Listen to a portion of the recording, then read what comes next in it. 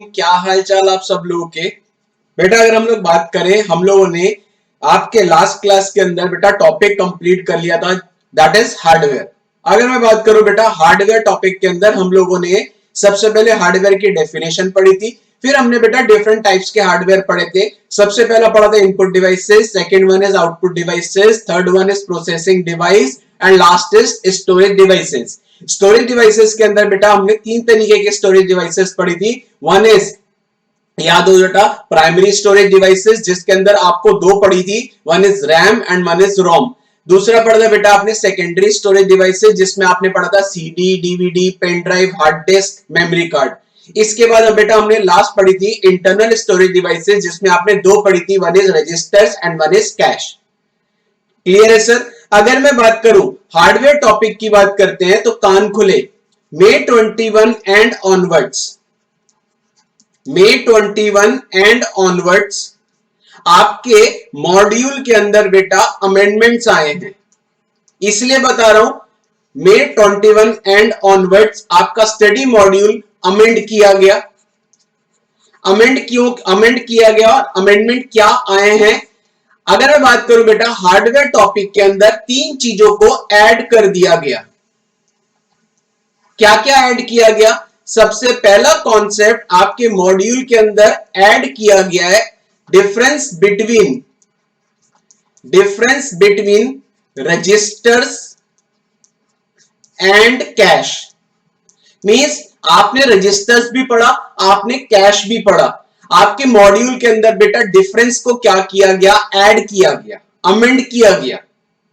दूसरा बेटा हार्डवेयर के अंदर ही एक और कॉन्सेप्ट ऐड हुआ है, that is difference between RAM and ROM. और तीसरा कॉन्सेप्ट बेटा एक और ऐड हुआ है, difference between primary memory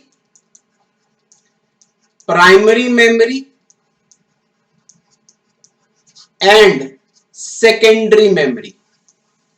difference between primary memory and secondary memory.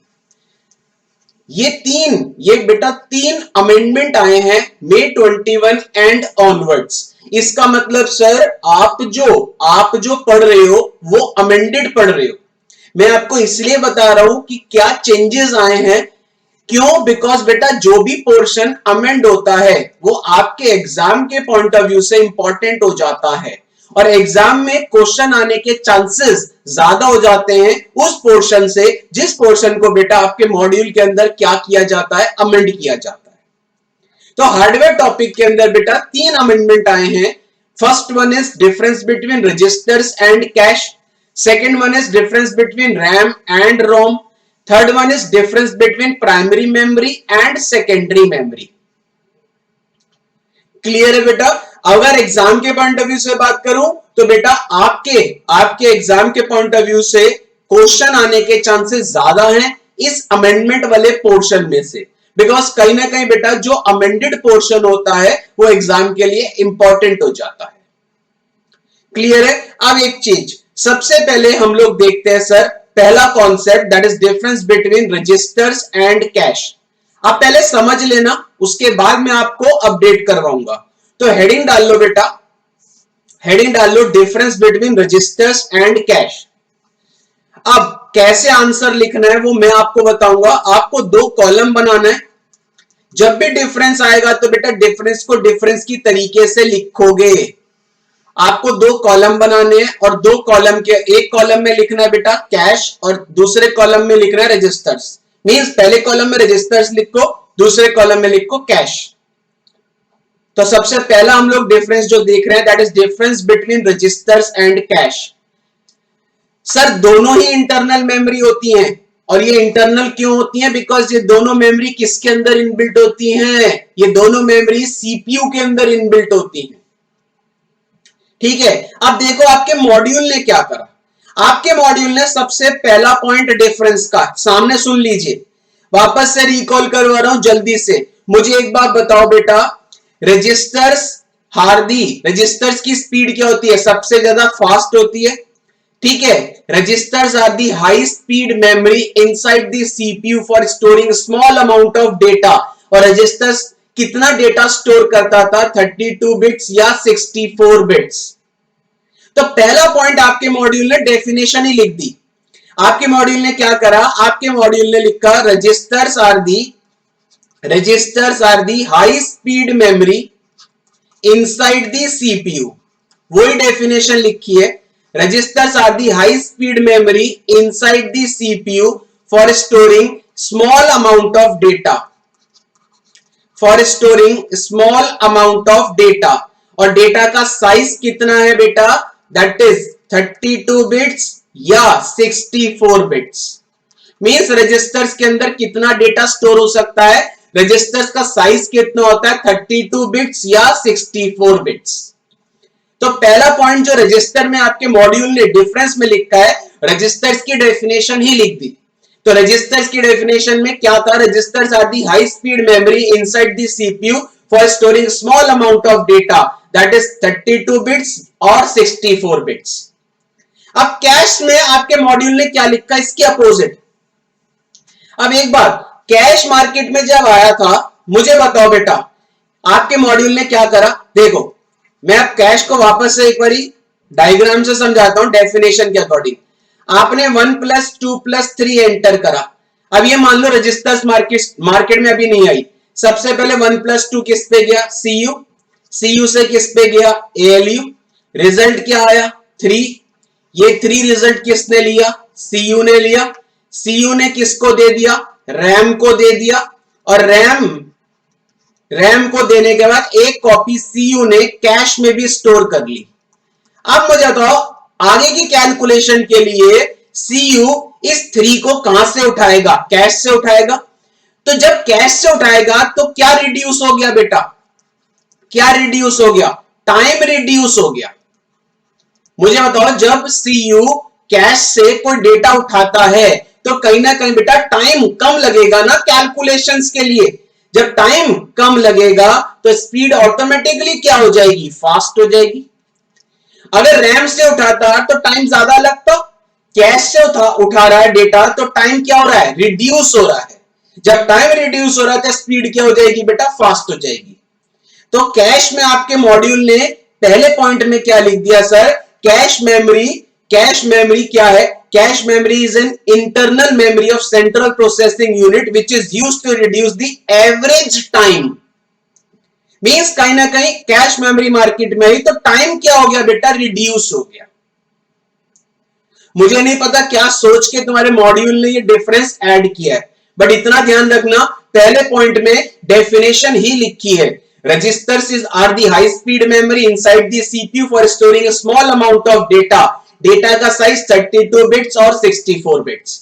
Cash are the inbuilt memory of CPU and act as a buffer which is used to reduce the average time between CPU and RAM. Means time को reduce कर रहा है। बात तो सही है, time को कैसे रिड्यूस कर रहा है, अगर रैम से डेटा को उठाता तो टाइम ज्यादा लगता, कैश से डेटा को उठा रहा है तो टाइम कम लग रहा है। ठीक है, अब सेकंड पॉइंट में भी देखो तुम्हारे मॉड्यूल ने क्या लिखा, रजिस्टर्स को, मुझे बताओ रजिस्टर्स जो मेमोरी है, अगर मैं बात करूं रजिस्टर्स मेमोरी को कौन एक्सेस करता है, सीपीयू करता है या सीयू करता है। तो सेकंड पॉइंट में लिखा है रजिस्टर्स को सीपीयू डायरेक्टली क्या करेगा, ऑपरेट करेगा। डायरेक्टली ऑपरेट का मतलब सीपीयू का मतलब यहां पे सीपीयू का कौन सा कंपोनेंट, सीयू। रजिस्टर्स को सीयू डायरेक्टली क्या करेगा, एक्सेस करेगा। ये सेकंड पॉइंट लिखा है। और यहां पे इसके अपोजिट कैश में लिखा है cache memory act as an interface between CPU and RAM. यहां इंटरफेस का मतलब ही क्या था, cache memory act as a buffer between CPU and RAM. अब यहां पे डिफरेंस में उन्होंने बफर की जगह वर्ड क्या लिख दिया, इंटरफेस। ये दो पॉइंट का डिफरेंस क्या किया है बेटा, अमेंड किया है आपके मॉड्यूल के अंदर। अब एग्जाम के पॉइंट ऑफ व्यू से बेटा अगर लिखने को आता है difference between registers and cache, तो पहला पॉइंट क्या लिखोगे, पहला, registers are the high speed memory inside the CPU for storing small amount of data, bracket में 32 बिट्स और 64 बिट्स। कैश में क्या लिखोगे? Cash memory is the inbuilt memory of central processing unit and is used to reduce the average time। Second point क्या लिखोगे? Registers memory को CPU directly operate करता है, और उसके अपोजिट लिखोगे cache memory act as an interface between CPU and RAM. यहां तक पहला डिफरेंस आपका कंप्लीट हुआ है, ठीक है? तो अपडेट कर लो, फिर इसके बाद नेक्स्ट डिफरेंस समझाता हूं रैम एंड रोम में। समझ तो हमने रखा है, जस्ट हमें फॉर्मल तरीके से आंसर जो आपके मॉड्यूल में है वो लिखना है। तो आपने फर्स्ट हेडिंग डाली है बेटा, difference between registers and cache. अब दो कॉलम बनाइए, पहले कॉलम में लिखिए रजिस्टर, दूसरे कॉलम में लिखिए बेटा कैश।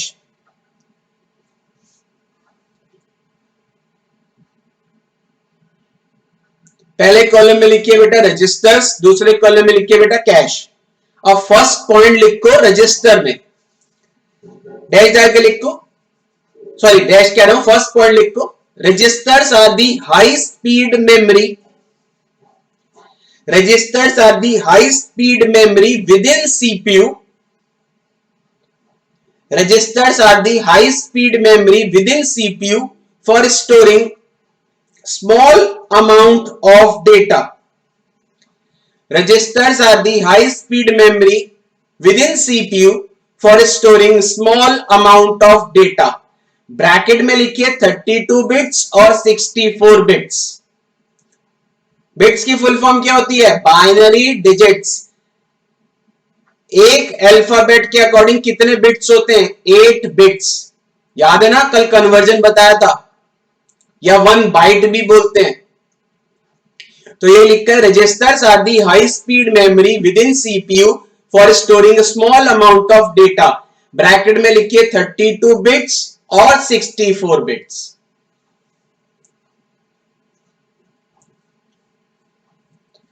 बिल्कुल आपके डेफिनेशन को ही कॉपी कर दिया। मुझे नहीं पता आपके मॉड्यूल ने क्या सोच के ये अमेंडमेंट किया है, डेफिनेशन को ही कॉपी कर दिया। अब डेफिनेशन को अगर रजिस्टर्स में कॉपी किया था तो कैश में भी डेफिनेशन लिखनी चाहिए थी, लेकिन कैश में उन्होंने लिख दिया cache memory inside the CPU होती है which is used to reduce the average time, average time को रिड्यूस करती है, ठीक है? तो लिखो पहला पॉइंट कैश में, cash is the fastest memory. Fastest किसके कंपेरेटिवली? रैम के कंपेरेटिवली है फास्टेस्ट।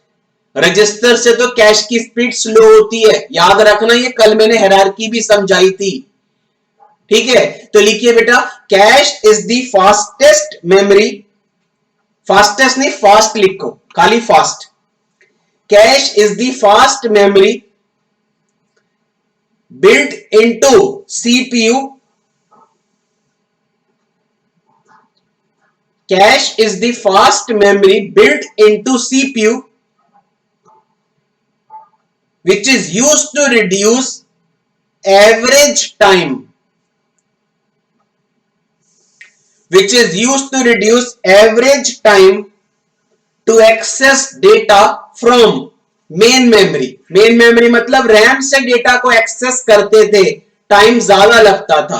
कैश से डेटा को एक्सेस करेंगे तो टाइम रिड्यूस हो गया, टाइम कम लगेगा, जिससे स्पीड फास्ट हो जाएगी। तो यही बोल रहा है cash is the fast memory, cash is the fast memory built into CPU which is used to reduce the average time to access data, which is used to reduce the average time to access data from main memory, which is used to reduce the average time to access data from main memory। Underline कर लो बेटा यहां पे average time, reduce average time. Main memory का मतलब RAM, बताया था मैंने, प्राइमरी मेमोरी को मेन मेमोरी भी बोलते हैं, ठीक है? सेकंड पॉइंट लिखो रजिस्टर्स में,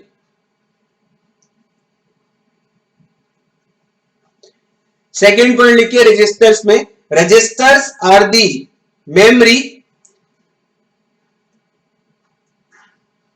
registers are the memory that processor, processor मतलब सीपीयू, सीपीयू को प्रोसेसर भी बोलते थे, माइक्रो प्रोसेसर भी बोलते थे। तो ये लिख रहा है registers are the memory that processor can operate on directly.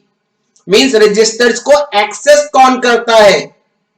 Processor. Processor मतलब सीपीयू, और सीपीयू का कौन सा कंपोनेंट? सीयू। तो यही बोल रहा है registers are the memory that processor operates on directly. Registers are the memory that processor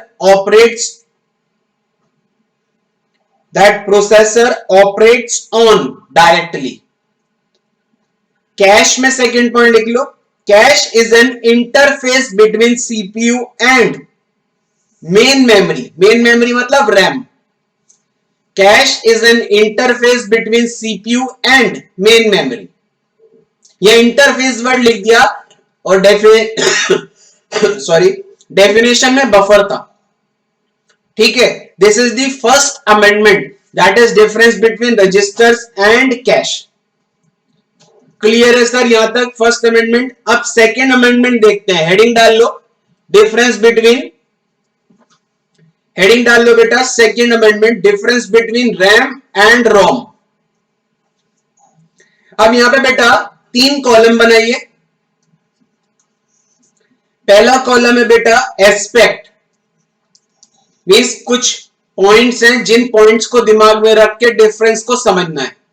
पहले कॉलम का साइज स्मॉल रखना, दूसरे कॉलम में लिखो रैम और तीसरे कॉलम में लिखो रोम।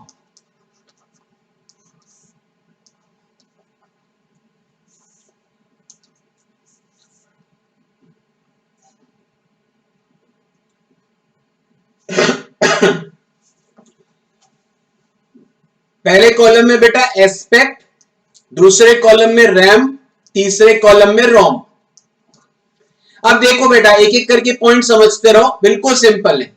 पहला एस्पेक्ट है डेटा रिटेंशन। डेटा रिटेंशन का मतलब है रैम में कितनी देर तक डेटा होल्ड रहता है, जितनी देर तक पावर ऑन है। जैसी पावर ऑफ हुई रैम से ऑटोमेटिकली डेटा डिलीट हो जाएगा। इसका मतलब रैम कैसी मेमोरी है? वोलेटाइल। और रोम कैसी मेमोरी है? Non volatile. बताया था बेटा मैंने आपको, रोम के अंदर ड्राइवर्स स्टोर होते थे जिनको कॉन्फ़िगरेशन ऑफ कंप्यूटर्स बोलते थे, और एक बार ड्राइवर अगर स्टोर हो गया तो वो परमानेंटली स्टोर रहेगा। आप कितनी बार भी कंप्यूटर को क्या कर लो, रीस्टार्ट कर लो। तो सबसे पहला एस्पेक्ट है डेटा रिटेंशन। डेटा रिटेंशन में रैम कैसी मेमोरी है? वोलेटाइल, और रोम कैसी है? Non volatile. क्लियर है? अपडेट करवाऊंगा, अभी मैं समझा रहा हूं। सेकंड आते हैं बेटा परसिस्टेंस। परसिस्टेंस का मतलब क्या है? रैम में कौन सा डेटा जाता था, वो डेटा जो करंटली इन यूज होता है।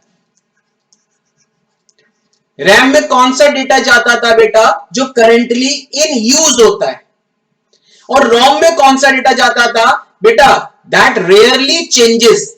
मुझे बताओ ना, रोम में कौन सा जाता था? कॉन्फ़िगरेशन ऑफ कंप्यूटर्स जाते थे जो रेयरली चेंज होते हैं। रेयरली चेंज का मतलब रोम के अंदर एक बार ड्राइवर स्टोर हो गया तो वो चेंज थोड़ी ना होता है। That is the second point जिसको बोलते हैं बेटा परसिस्टेंस। थर्ड पॉइंट की बात करते हैं, information access.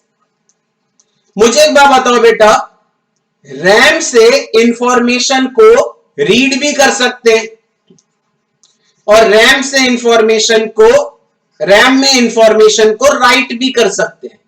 Practically CU RAM में डेटा को स्टोर भी कर सकता है और रैम से रीड भी कर सकता है, लेकिन रोम के अंदर एक बारी जो डेटा चला गया वो परमानेंटली स्टोर रहेगा, बार बार क्या होगा? रीड होगा।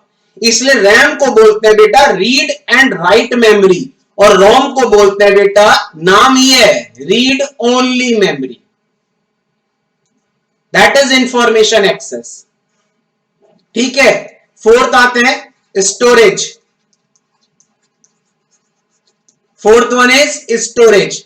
पहला आपने देखा डेटा रिटेंशन, सेकंड आपने देखा परसिस्टेंस, थर्ड देखा information access, fourth one is storage. मुझे एक बार बताओ बेटा, fourth one is storage. RAM के अंदर जो भी डेटा जाता है वो डेटा टेम्परेरी स्टोर होता है या परमानेंट? रैम के अंदर जो भी डेटा जाता है वो टेम्परेरी स्टोर होता है, और रोम के अंदर जो भी डेटा जाएगा वो परमानेंट स्टोर होगा। ये पॉइंट है स्टोरेज का। वही बात आ गई, रैम कैसी मेमोरी है? वोलेटाइल। रोम कैसी है? Non volatile. फिफ्थ आते हैं साइज। मुझे बताओ बेटा किसका स्टोरेज का साइज ज्यादा होगा, रैम का या रोम का? एक बात याद रखना सर, रैम का स्टोरेज का साइज लार्ज होता है और रोम का स्टोरेज का साइज स्मॉल होता है। सिक्स्थ आते हैं बेटा, सिक्स्थ वन इज कॉस्ट। एक बात याद रखना सर, कॉस्ट, रैम एक्सपेंसिव होती है कंपेयर टू रोम। ये कोई जनरल बातें हैं जो आपको याद रखनी पड़ेगी। तो कॉस्ट की बात करूं, रैम एक्सपेंसिव होती है compare to ROM, compare to ROM. इसका मतलब रैम की कॉस्ट ज्यादा है कंपेयर टू रोम, और रोम लेस एक्सपेंसिव। सेवेंथ आते हैं बेटा इंपैक्ट। इंपैक्ट, इंपैक्ट का मतलब क्या होता है बेटा? कौन कंप्यूटर की स्पीड या कौन कंप्यूटर की परफॉर्मेंस पे इंपैक्ट डालता है। तो एक चीज याद रखना सर, जो कहीं ना कहीं सीपीयू की हेल्प करता है प्रोसेसिंग में, वो कहीं ना कहीं कंप्यूटर की स्पीड, दैट इज कंप्यूटर की परफॉर्मेंस पे इंपैक्ट डालता है। मुझे बताओ बेटा, अंडर एग्जीक्यूशन वाला डेटा था, ठीक है, वो कहां स्टोर होता था? रैम में। इसका मतलब सर रैम कहीं ना कहीं सीपीयू की हेल्प करता है प्रोसेसिंग में, इसलिए कहीं ना कहीं बेटा रैम कंप्यूटर की परफॉर्मेंस पे इंपैक्ट डालता है। दैट इज रैम अगर ज्यादा है तो कंप्यूटर की स्पीड फास्ट है।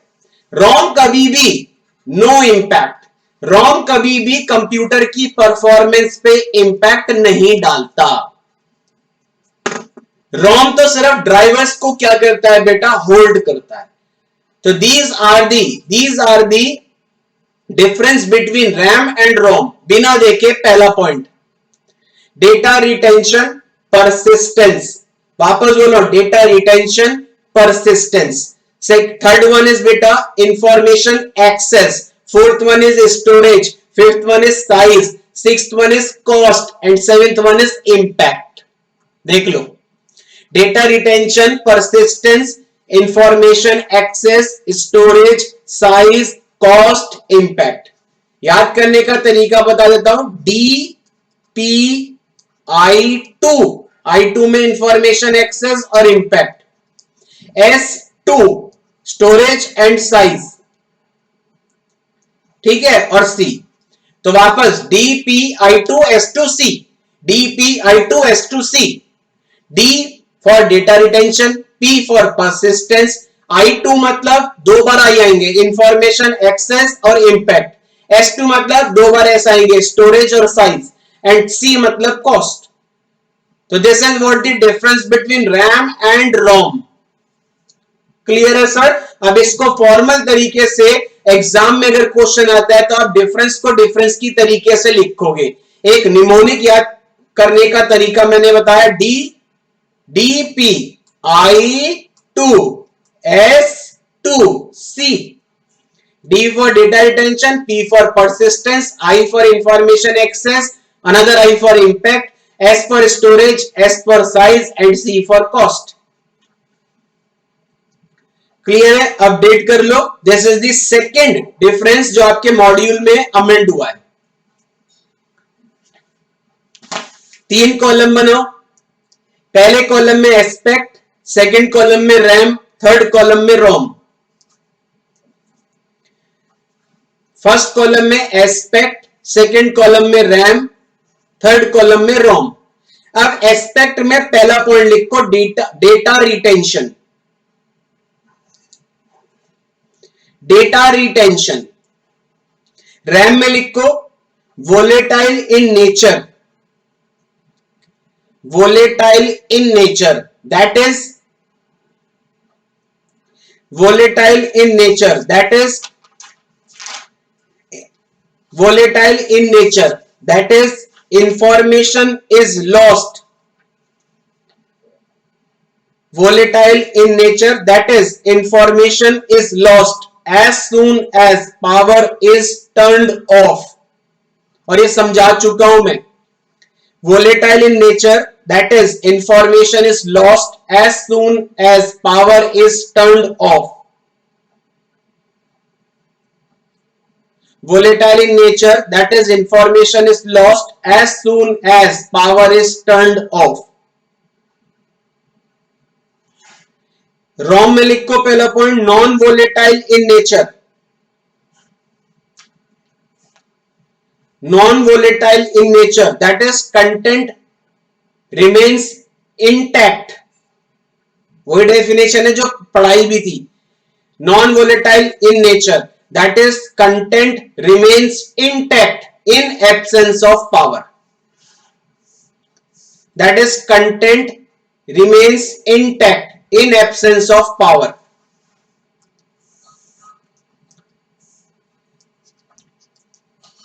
तो पहला पॉइंट डेटा रिटेंशन में RAM volatile in nature, that is information is lost as soon as power is turned off. ROM non volatile in nature, that is content remains intact in absence of power. Clear है sir? Second लिखिए persistence. कौन सा data जाता था RAM में? वो data जो presently in use होता है, दैट इज परसिस्टेंस में। लिखो persistence, RAM is used to hold data that is currently in use, RAM is used to hold data that is currently in use।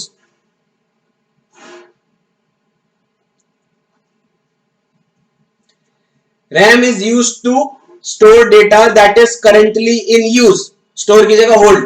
RAM is used to hold data that is currently in use. ROM में लिखो ROM is used to store small amount of information that rarely change. ROM is used to store small amount of information that rarely change. ROM is used to store small amount of information that rarely changed। ROM is used to store small amount of information that rarely changed। Clear है पहले दोनों point? Third आते हैं information access. Information access लिखो RAM में information can be read as well as modified. Modified मतलब RAM में information मतलब रैम में राइट भी हो सकता है डेटा और रैम से रीड भी कर सकते हैं डेटा को, लेकिन रोम के अंदर एक बार ही जो डेटा चला गया वो बार बार रीड होगा। तो ये लिखा है इंफॉर्मेशन एक्सेस में information can be read as well as modified. RAM में information can be read as well as modified। ROM में लिखो information can be read only and not modified। नाम ही लिखा read only memory, तो ROM में लिखो information can be read only and not modified। आप drivers को चेंज नहीं कर सकते, एक बार जो ड्राइवर चला गया वो परमानेंटली स्टोर हो जाएगा, आप उसको चेंज नहीं कर सकते। तो ये लिखा information can be read only and not modified. Next लिखो स्टोरेज। नेक्स्ट लिखो स्टोरेज। स्टोरेज रैम में लिखो, RAM RAM RAM stores data temporarily, RAM stores data temporarily, that is why it is known as temporary memory. RAM stores data temporarily, that is why it is known as temporary memory.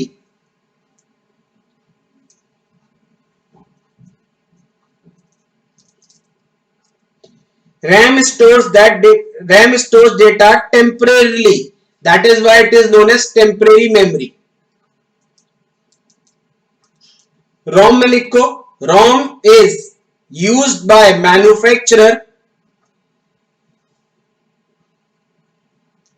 ROM is used by manufacturer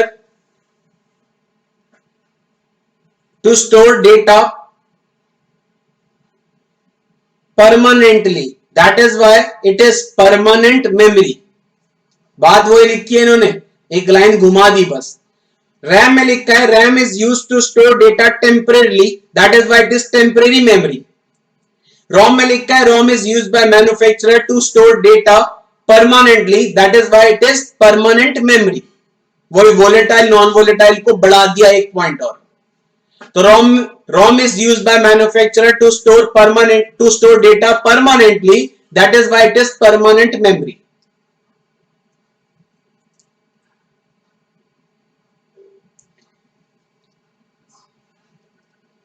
अब यहां ना size की जगह, ये size की जगह अब यहां पे थोड़ा सा चेंज हो गया, साइज की जगह कैपेसिटी बोला है। आप लिखो कैपेसिटी, ब्रैकेट में साइज कर दो, साइज की जगह कैपेसिटी बोल रहा है, आप लिखो कैपेसिटी ब्रैकेट में साइज कर दो। ठीक है, तो एक चीज याद रखना सर, आप कैपेसिटी ब्रैकेट में साइज कर दो, स्टोरेज का साइज दैट इज कैपेसिटी। लिख लो RAM memory is larger, that is high capacity, RAM memory is larger that is high capacity. ROM में लिखो ROM is generally small ROM is generally small that is low capacity. RAM का storage का size ज्यादा होता है ROM से, तो RAM memory is larger that is high capacity, ROM is generally small that is low capacity.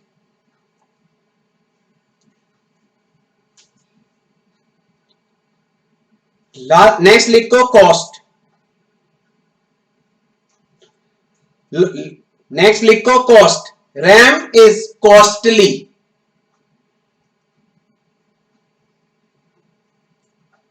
RAM is costly.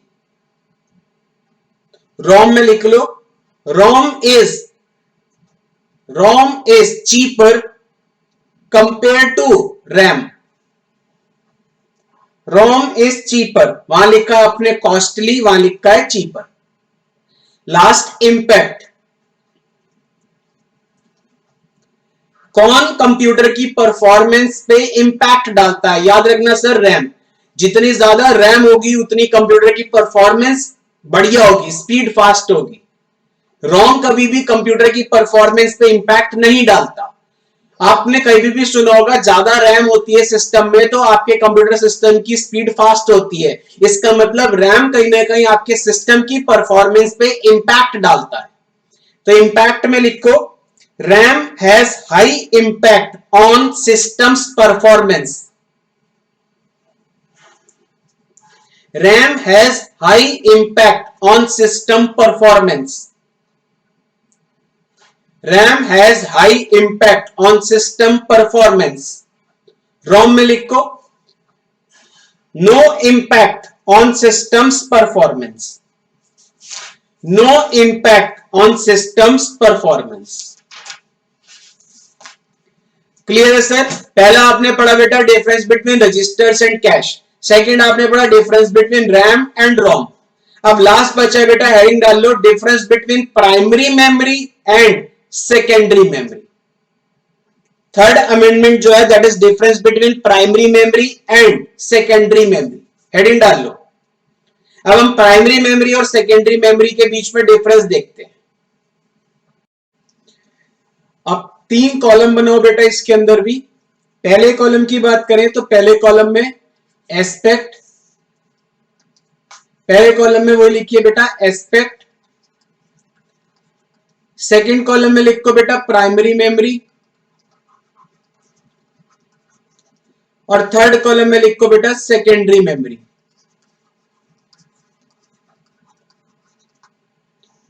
पहले column का size small रखना, सेकंड और थर्ड कॉलम का साइज इक्वल रखना। अब सर प्राइमरी मेमोरी और सेकेंडरी मेमोरी में difference देखते हैं। सबसे पहला जो डिफरेंस आता है, सबसे पहला जो पॉइंट आता है बेटा एक्सेस स्पीड। एक्सेस स्पीड यहां प्राइमरी मेमोरी में बेसिकली इन्होंने रैम को टारगेट किया है। ठीक है, मुझे बताओ बेटा RAM is a type of primary memory और hard disk is a type of secondary memory. किसकी स्पीड फास्ट होगी बेटा? प्राइमरी की जो एक्सेस स्पीड होगी वो फास्ट होगी, सेकेंडरी की स्पीड प्राइमरी के कंपैरेटिवली स्लो होगी। That is the first difference जो हम ऑलरेडी पढ़ चुके हैं। सेकेंड पॉइंट की बात करें बेटा बेसिक में क्या बोल रहा है? मुझे एक बार बताओ बेटा, कौन हेल्प करता है सीपीयू की प्रोसेसिंग के लिए?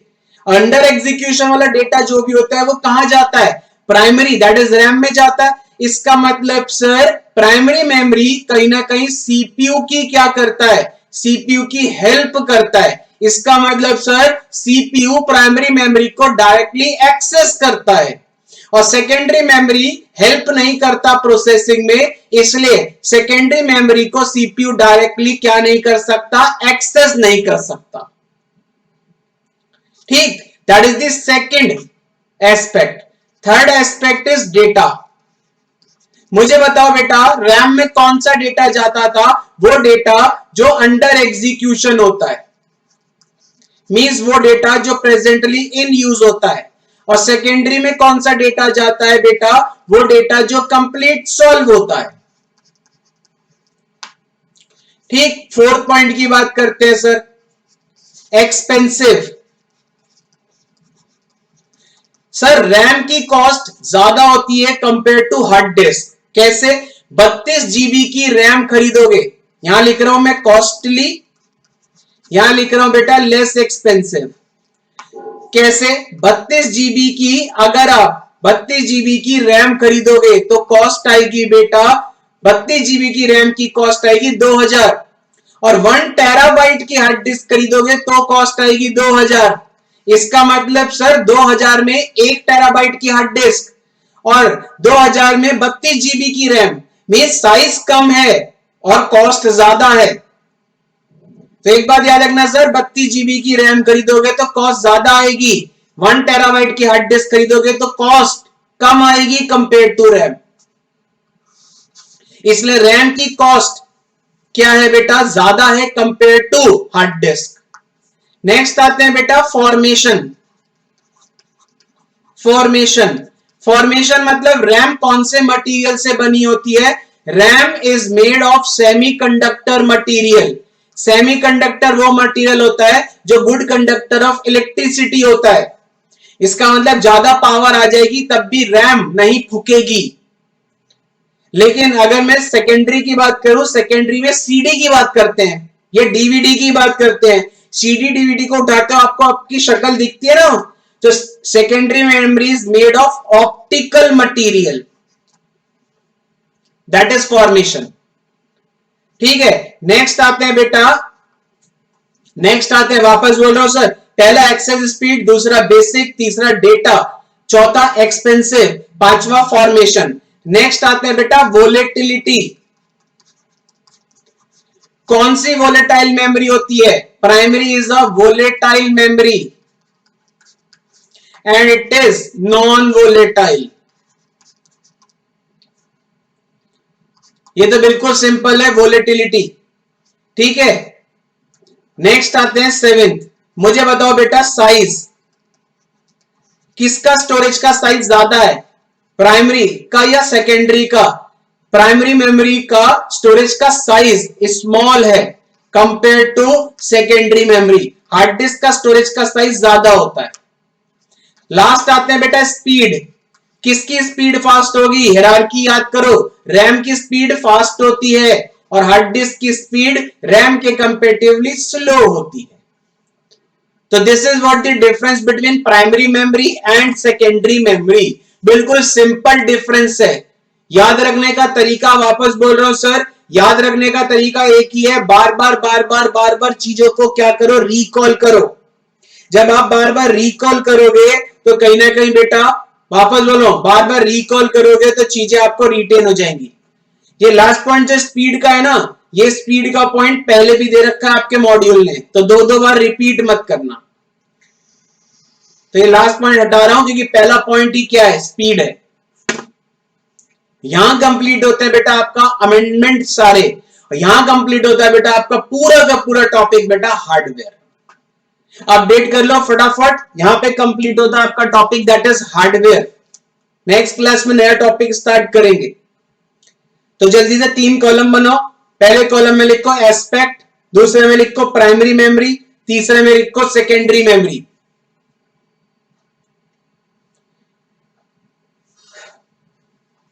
एस्पेक्ट में पहला लिखो access speed, access speed. Primary memory में लिखो accessing data from primary memory is faster, accessing data from primary memory is faster,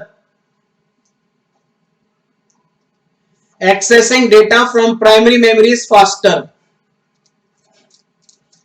accessing data from primary memory is faster. Secondary में लिखो accessing data from secondary memory is slower, accessing data from secondary memory is slower।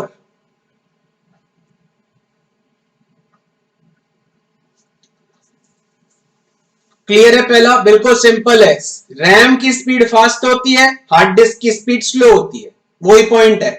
Second basic, RAM help करता है CPU की, hard disk help नहीं करता processing में CPU की। इसलिए सेकंड पॉइंट में लिखा है प्राइमरी मेमोरी को सीपीयू डायरेक्टली एक्सेस करता है, सेकेंडरी मेमोरी को सीपीयू डायरेक्टली एक्सेस नहीं करता। तो सेकंड पॉइंट लिखो बेसिक। प्राइमरी मेमोरी में लिखो primary memory is directly accessed bye CPU, primary memory is directly accessed bye CPU. Secondary में लिखो secondary memory is not directly accessed bye CPU, primary memory is directly accessed by CPU, secondary memory is not directly accessed by CPU। Third लिखो बेटा data, data कौन सा data जाता है RAM में? Currently under execution, तो ये लिखना है data to be currently executed are stored into primary memory। data primary memory में लिखो data to be currently executed, data to be currently executed are stored in primary memory, data to be currently executed are stored in primary memory।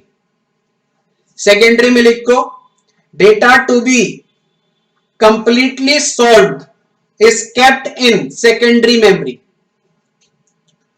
Primary में लिखा है data to be currently executed are stored in primary memory। Secondary में लिखा है data to be completely solved is stored in secondary memory। Fourth expensive, RAM की cost ज्यादा है, size 32 GB की रैम कह रहा हूं, 32 जीबी की रैम 2000 की और 1 टेराबाइट की हार्ड डिस्क 2000 की। तो मुझे बताओ ना किसकी कॉस्ट ज्यादा है? कॉस्ट रैम की ज्यादा है। अगर 32 जीबी की हार्ड डिस्क खरीदोगे ना, तो 32 जीबी की हार्ड डिस्क पहले तो मार्केट में आना बंद हो गई है। 32 जीबी की हार्ड डिस्क खरीदोगे तो बहुत सस्ती मिलेगी, लेकिन 32 जीबी की रैम खरीदोगे 2000 की मिलेगी। तो कौन कॉस्टली है? प्राइमरी। तो fourth one is expensive. RAM में लिखो, primary memory is costlier than secondary memory.